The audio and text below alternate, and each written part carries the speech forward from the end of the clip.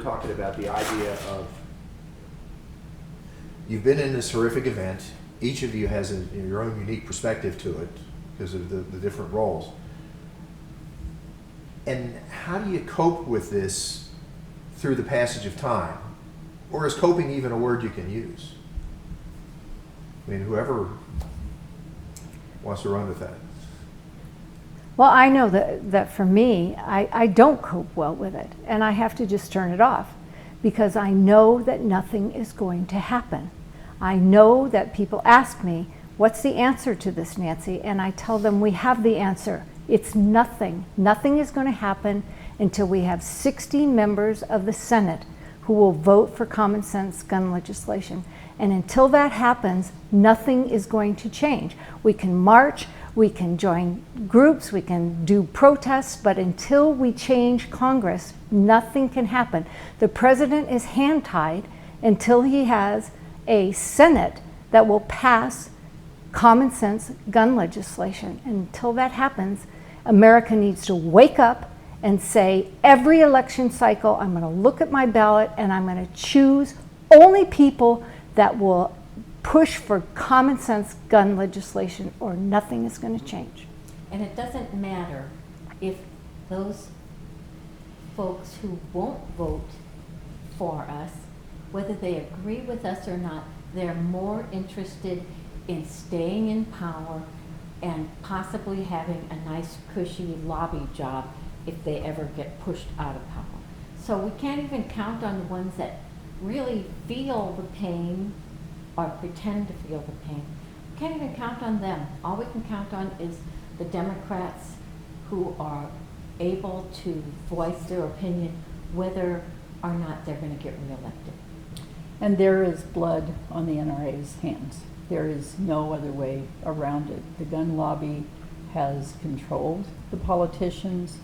I was back in Washington, D.C. one time when 2014, when we were lobbying to have the background check bill passed, and one Republican senator looked me in the eye with tears in his eyes, and he said, I know this is the right thing to do, but I just can't vote for it. They are absolutely so fearful.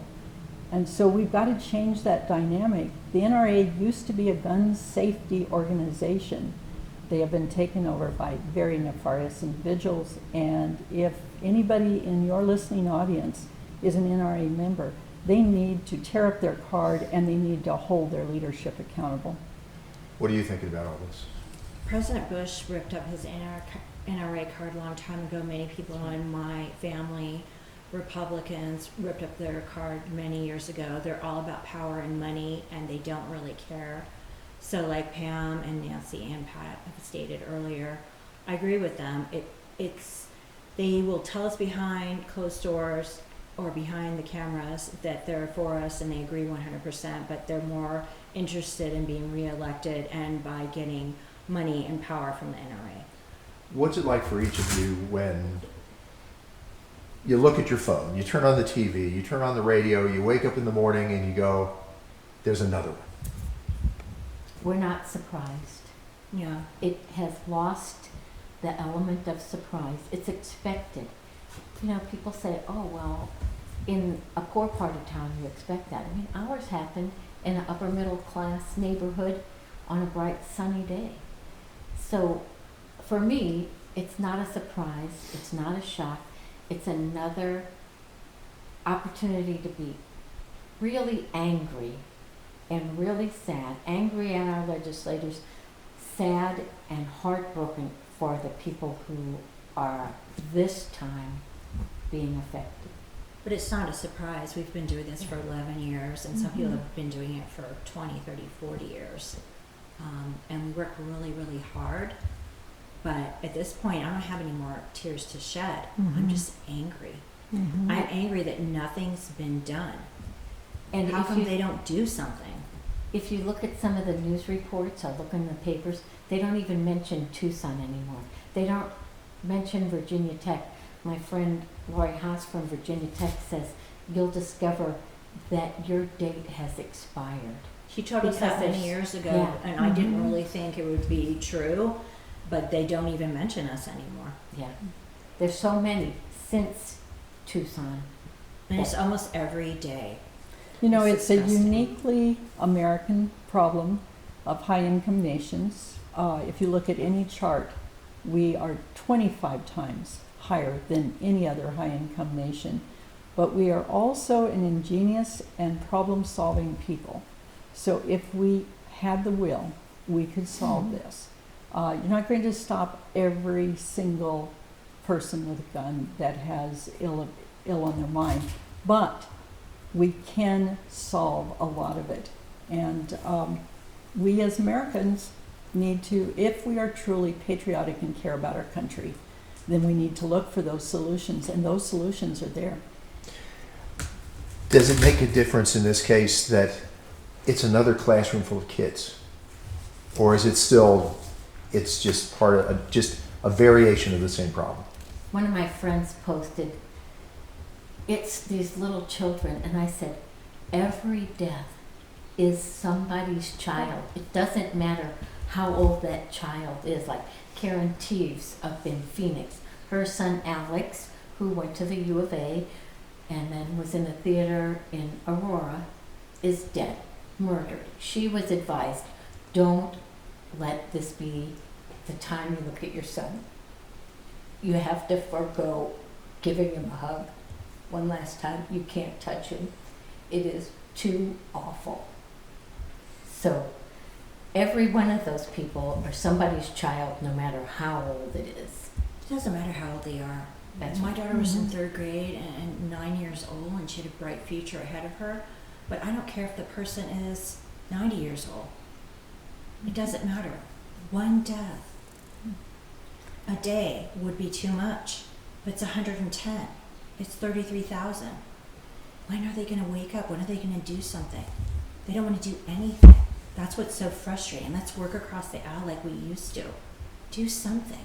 And what's never or not very often mentioned is for every death, there is 2 wounded, like Pam. And if you look at our shooting, there were 6 people murdered, 13 people wounded. That no one discusses. Mm-hmm. And they are victims and survivors of gun violence as well.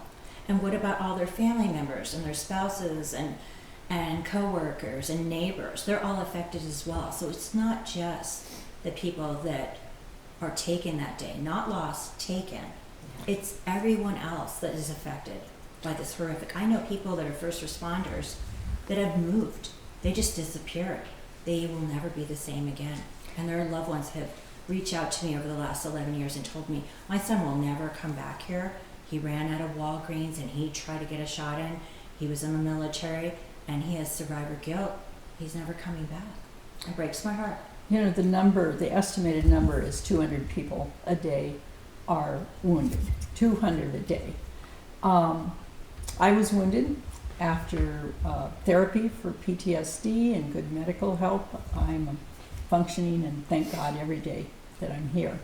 However, wounded can also mean, like Gabby Giffords, who spent 10 years learning to talk and walk again. Or wounded could be like our friend in Detroit, whose son was shot and wounded when he was 12 years old because a stray bullet came through a wall into a birthday party. He will be in a nursing home for the rest of his life. The emotional toll is huge, but the cost to the American people in dollars is staggering. Is there an element of that is unseen to a lot of people? Absolutely. That's unseen, and there's also a certain amount of numbness that sets in. Mm-hmm. Oh, they survived, so they don't count. They're okay. Yeah, they Or, went oh, about they their committed business. suicide, so that doesn't count. Their 18-year-old got a hold of a gun and committed suicide, so that doesn't count. Of course it counts. It's still a person that has been taken off this earth because of a bullet. I mean, we've seen society's ability to become numb to these things. With gun violence, we crossed 1 million dead on COVID, and that was kind of like, well, we noticed, but didn't notice too much. How do you break that? That's why we're here. To shame them to encourage some, to shame others. One of the most hopeful things for me, because I'm so often asked, is there any hope? The hope for me is, since the event that brought the four of us together, an organization, several organizations started. Gabby and Mark have started one, Bo Giffords. Mayors Against Illegal Guns became an umbrella organization, Every Town for Gun Safety. All of us are part of the Survivor Network. There was no way 11 years ago for people who have sustained gun violence to survivors to meet, to talk, and that is in place now. And there was no field operation, and Moms Demand Action now has over 8 million sign-ons of people that want to see a difference. So it's taking a long time, but the pushback is there, and that gives me hope. You know, I cringe when I say this. I'm thinking about this as our shooting. It's like, ooh. But when you look at the way each of you experienced it in your own unique way, I mean, you rushed in to try to help, you were wounded, you got the gun away from the shooter. The magazine. The magazine, okay. Yes, sorry, thank you. And you lost a child. Does that, each of the Craig. perspective of each, Stop it, She stop was it. murdered. She Okay. wasn't lost. We know where her ashes Oh, are. stop It that. wasn't Roxana's And it's fault. okay, a lot of people say lost, Yeah. but she was taken. I didn't leave her at a concert or the mall, and then came back, and then she was lost. She was taken by a madman, and that's why all of us are fighting. And I'm very proud of Every Town and Moms Demand Action for doing the work that they've done, and we will continue to do it until there's change. And we think that being honest and impactful, the proper words matter. So I hope from now on you won't say lost. I But get then, your point. for me, it goes back to, you know, the realization that I have come to after 11 years of doing this, is it doesn't matter how many of these interviews that we do, how many marches we go on, how many protests we do, how many people we sign up for Moms Demand Action, until the legislators are changed, the ones who will do nothing, until they are voted out of office, nothing will happen. Legislators that are voted into office have one job, and that's to keep Americans safe and make our country better. And if they cannot do what needs to be done to make guns safer and make our country better, they need to be out. And the American people need to wake up to that realization that we can do this till we're blind and deaf and dumb, but it is not going to change until the legislators change. And how do you achieve that? There's elections coming up. And Moms Demand Action looks for candidates that are going Gun to be sense. gun sense candidates, and we look for gun sense voters, and we're signing them up. Those 8 million people are becoming a force, and there are a lot of issues people care about. We've got to make people care more about gun violence before they become one of the statistics than they do about, say, the price of gas. But this is a bipartisan issue. 90% of America agrees with what all four of us are looking for. This isn't a left or right thing. This is a bipartisan issue. It's a health issue. We want to save lives today. And if they don't want to listen to their constituents, 90% of them agree with us, then they're being voted out. Right. And how do we tolerate in this country knowing that 90% of the American people want background checks, perhaps want a assault weapons ban, want other legislation that will help to prevent these shootings, and we let our legislators not pass legislation that 90% of the country wants? What's wrong with that? Why has what you just described not translated into political impact? We should march through neighborhoods canvassing for gun sense candidates instead of marching in Washington with signs. We need to educate the American people on how our democracy works. A lot of people are not educated. They say the don't understand. president needs to do The something. president cannot do anything. His hands are locked behind his back. President Obama tried to help us you know, President Biden has tried to help us, but their hands are tied. We have to get out there and fight. 90% of America wants this. It's a bipartisan thing. My husband's a Republican, I'm a Democrat. I know people that are independent. I don't know anyone that does not want to save lives. It's ridiculous. All we're asking for is to make gun trafficking a federal crime, background checks, very simple things. We're not trying to take away your guns. Nancy and I are gun owners. We're not trying to take your guns away. So it really upsets me when people think that we're coming for their guns. It's not true. You were about to say something. I was about to interrupt. Go ahead, please. Take a breath. Another hopeful thing is when you ask why hasn't that translated, it has in some places. I give an example of New Hampshire. A senator, woman senator, Kelly Ayotte, didn't want to vote for the background checks and was very much against any change in gun legislation. A gun sense candidate ran against her. We put our shoulders into it, and she was ousted. So there are places that this does translate into change. And the other thing that's happened is a ton of bad legislation has happened in so many states. Here in Arizona, the legislature so wants to see guns in schools, and we have stopped that year after year after year. So there is action that is translating into good, sound policy. It's just we have a lot of work to do. So many times when we do stories on lots of safety issues, might be, did you fence off your pool so your kids are safe? Are your guns locked up so your child can't find them? How do you drive? You know, do you ever drink and drive? All of that. We kind of get the sense that your average viewer is sitting back there and going, well, that happens to other people. Those things are issues for other people, not for me. I'm too smart, too lucky, not me. Mm-hmm. How do you get people to understand that it could be done? Well, when Columbine happened, I said, oh, that's horrible. Somebody should do something.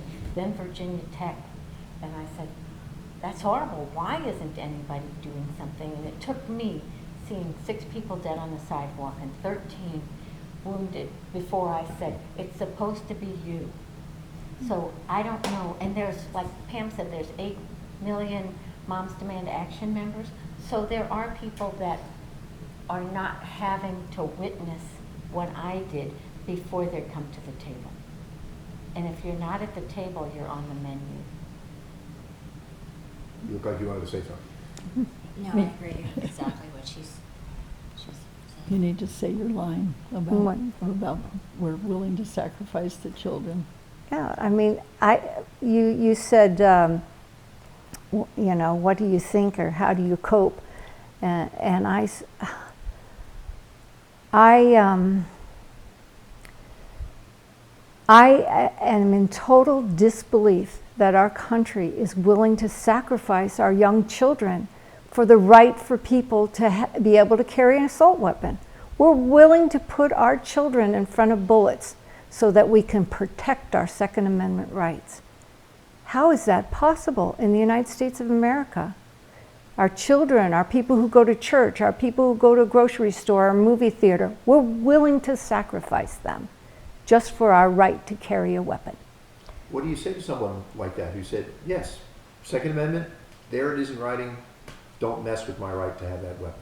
I say, what as an American has made you absolutely abandon morals, values, scruples? How can you possibly feel that a child's life is worth your right to carry a weapon? And then there's the question of what weapons did the Second Amendment cover? And we had an assault weapon ban for 10 years, and it lapsed. Do we feel the need for Americans to carry weapons of war? As the president famously said in his State of the Union address, do you think the deer are wearing Kevlar vests? Because why does an ordinary citizen need an assault rifle? So we can take it apart. This is a problem that's many, many puzzle pieces. We have underfunded schools. We have schools with counselors for as in the school where I taught, and the person that shot me was a student. He was one of 750 in her caseload, that counselor.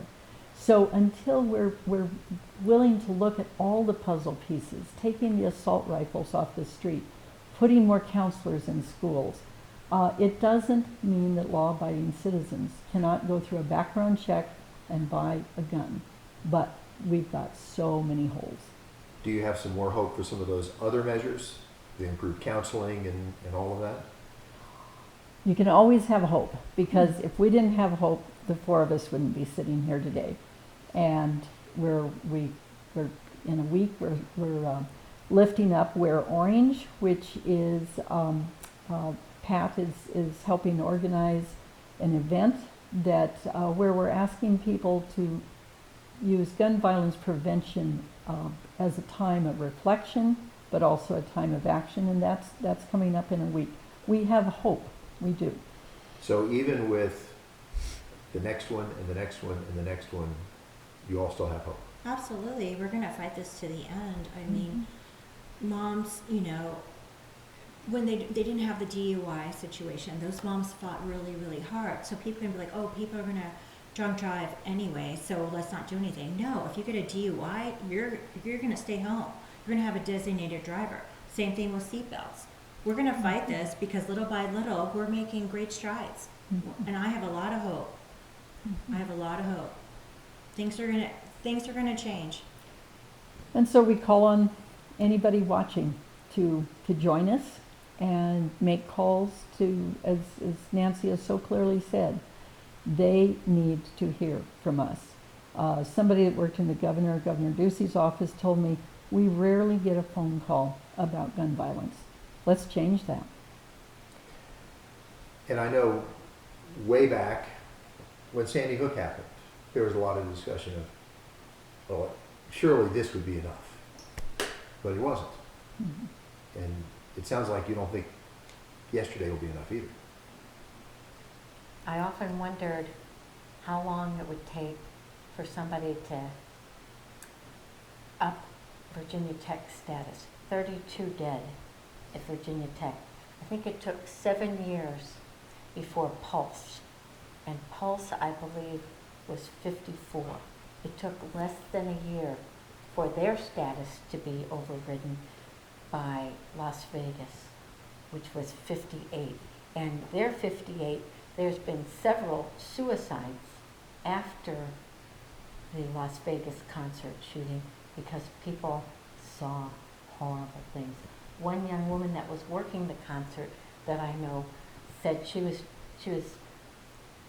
getting people out underneath her bar, and she went to help one young man. She picked up his head to help him breathe, and she came out with a handful of rings. A lot of people don't talk about the completed suicides of what these people suffer, the terror and trauma and post-traumatic stress disorder that people go through. And we know a lot of people that have completed suicide because it's just horrific. One of Sandy Hook's dads, Jeremy Reichman, I mean, he went to the University of Arizona. He couldn't take it. He could not take the abuse that the deniers were giving him, and he committed suicide.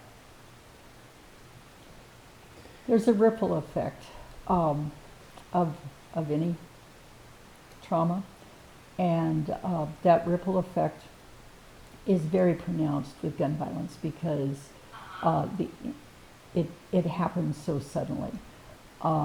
People compare it to cancer and other things, but the horrificness of it, the ripple effect, here we all are 11 years later, still crying together, hugging together, and dedicating ourselves to make a change that other people don't have to feel what we went through. And I think that's a lot of what keeps us going, is we don't want other people to experience the horrific thing that Pat just described. The wounds do never go away. They just are there. And you ask, how do, when we hear the news of another one, I go numb. My fingers go numb because partly you feel like if I worked a little harder, we could maybe stop the next one. Every parent today that sent their kid off to school in the school bus or dropped them off had that knot in their stomach. Americans have gotten used to living in a lottery. Is this the day that something is going to happen? And we have become numb to it. We have accepted the fact that we're living in a lottery. And if you go to Japan, you go to Europe, you don't have that knot in your stomach. So Americans can do something about this if there is the will to do it. This is the only country that this happens, and thoughts and prayers are not enough. It has to be policy and change today. And the four of us are going to fight for that as long as it takes. Well, we were talking about coping. That drive sounds like that's a lot of how you cope. Yeah, Mm-hmm. absolutely. Otherwise, it would be just pure despair, you know. And there's a lot of people out there that I think want today to know what they can do.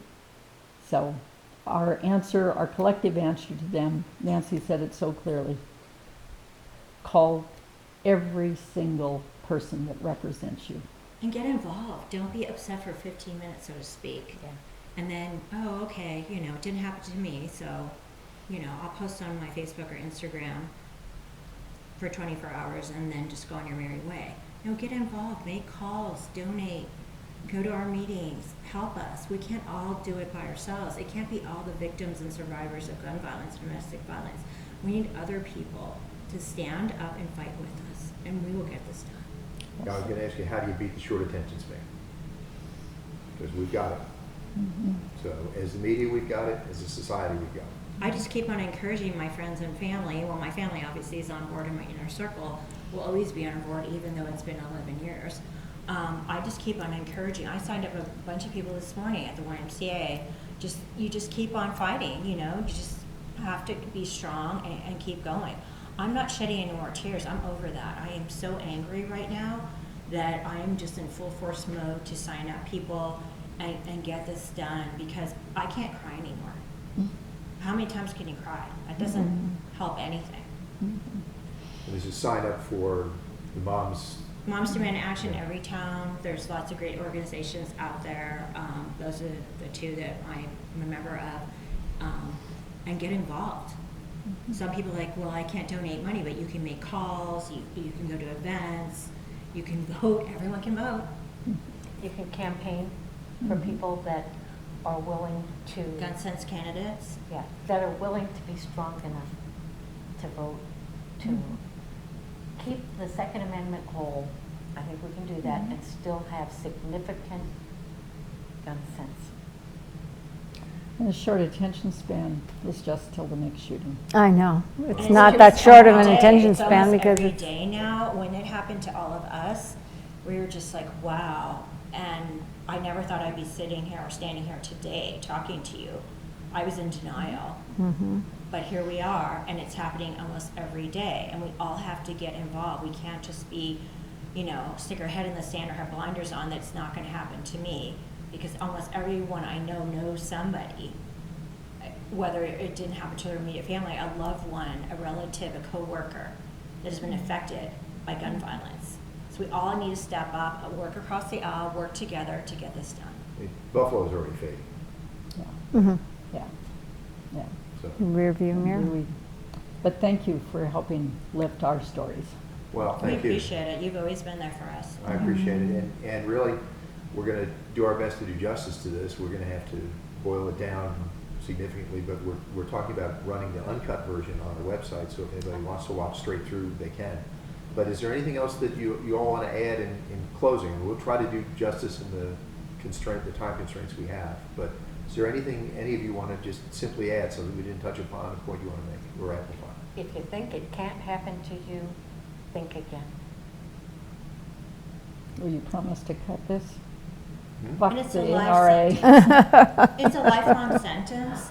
I'll speak for myself, but it's a lifelong sentence, and my whole family and my son and husband and all of Christina Taylor Green's family and schoolmates will live with this for the rest of their lives. So I really, really urge people to step up and fight and work hard, because I don't have to do this. None of us have to do this. We're looking out for the next person. We don't want this pain and suffering to happen to anyone else. So you could retreat, but you've chosen to do the opposite. I don't have a choice. I just have to say I have such tremendous admiration for my fellow survivors and beyond our little group, the survivors across the country that are turning their pain into action. It has, in the midst of tragedy, some of the friendships that we have made have been incredible, but mostly I just admire the the incredible resilience of the human spirit. Thank you all. We just need to hold still for a minute